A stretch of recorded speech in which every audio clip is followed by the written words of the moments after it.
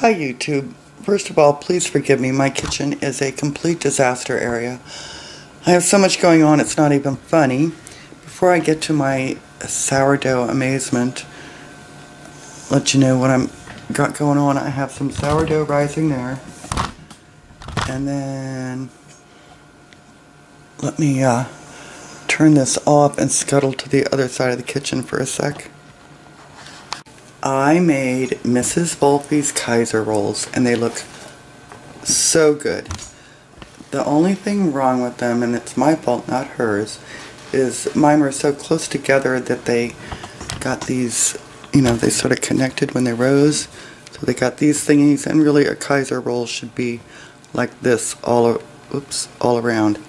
It should just be a nice separate roll, but they look amazing and I can't wait to try them later. Alright, I'm gonna go to the other side of the kitchen again. I'll be back. I also got an entire box of gorgeous organic lemons that I need to preserve, and that will be another video. But anyway, back to this one. This is a method of preserving sourdough that is going to change my life. I don't know about yours, but I'm pretty excited about it. Now, the first thing we're going to do, or the first thing I'm going to do, I've already stirred earlier today my sourdough starter, so I don't think it's going to need any more stirring. And don't be surprised if this video goes on and off because hubby is lurking about. Alright, the first thing I'm going to do is I'm going to ladle out some of my starter. Mine is pretty thin, very watery. I'm going to ladle it into this little custard cup. I don't need a whole lot. Make sure I get some of that goo off the bottom. Tend to like to do the goo.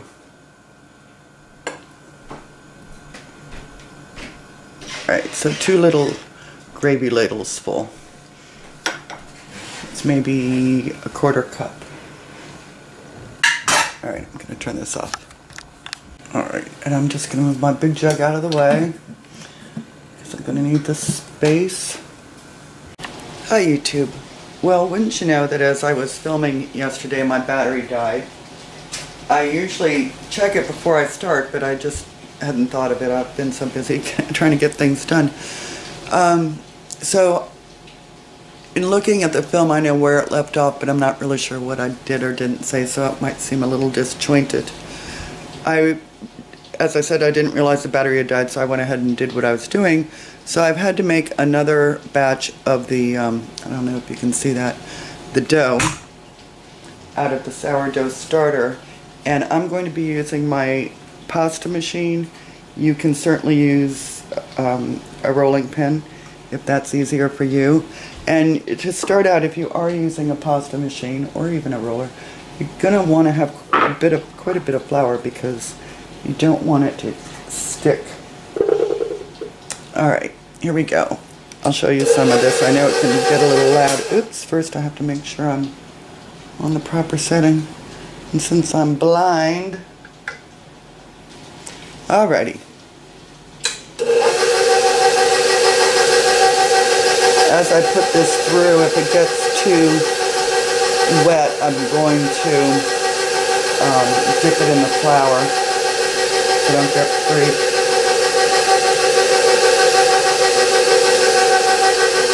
Because the last thing I want is it sticking all over the machine.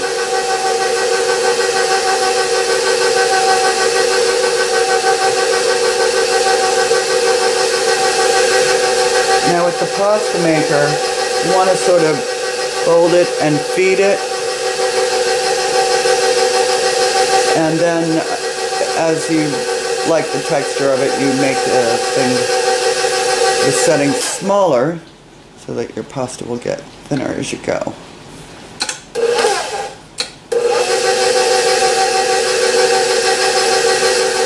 And it's going to get quite long. It's going to end up looking like lasagna noodle.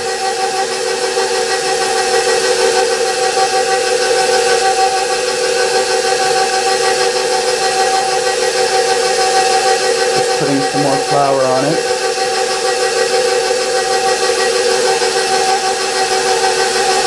Okay, you don't need to watch this whole tedious process, but I wanted you to get an idea. I'll be back when I'm rolled out. Okay, I have it all rolled out now, and I have it on a clean cloth. And as you see, it looks kind of like a lasagna noodle. Get over here. Whoa! Luckily that was the camera calling you, not me. I'm trying to call. Okay, there we go. I don't know if you can see how thin this is, but it's very, very thin. Almost as thin as a sheet of paper.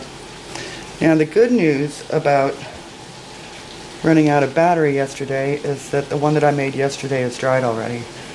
So, and then I just wrap it up like this. I know my towel looks dirty, it's just stained, it's not dirty. And I had it drying on my kitchen table and wrapped up just like it is now. And wouldn't you know, my son went over and right on it. So he's already done part of my job for me. Once the noodles are dry, you break them up. And you see he's already started. You can either just break, crunch it up with your hands. It's real easy because it's very brittle. And then you put it in a jar. Mason jar, whatever, any kind of screw top or anything. I'm going to attach the video below that I saw of the fellow making this. According to him, this will keep for a year, 2 years, pretty much indefinitely. And he says you only need just a couple pieces to get started again. A couple pieces, a quarter cup of water, and a quarter cup of flour.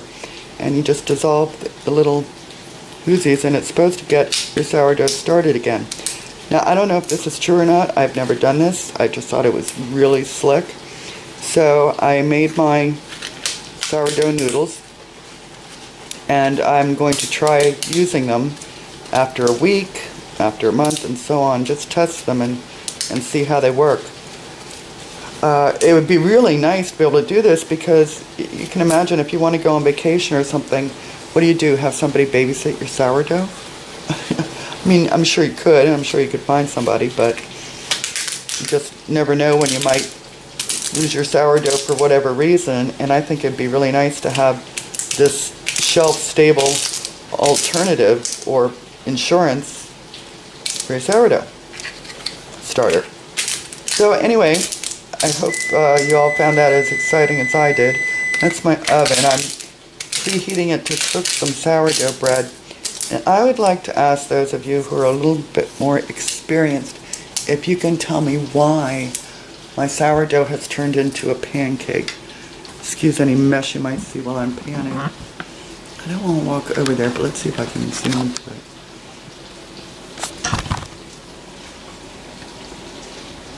Can you see that? It really spread out and it kind of cracked. So I'm going to bake it anyway, because heaven forbid I should waste it. It'll probably still taste good. I don't know. Anyway, I'll find out. So anyway, I hope you found this as exciting as I did. I think it's really great information to have. And take good care, folks.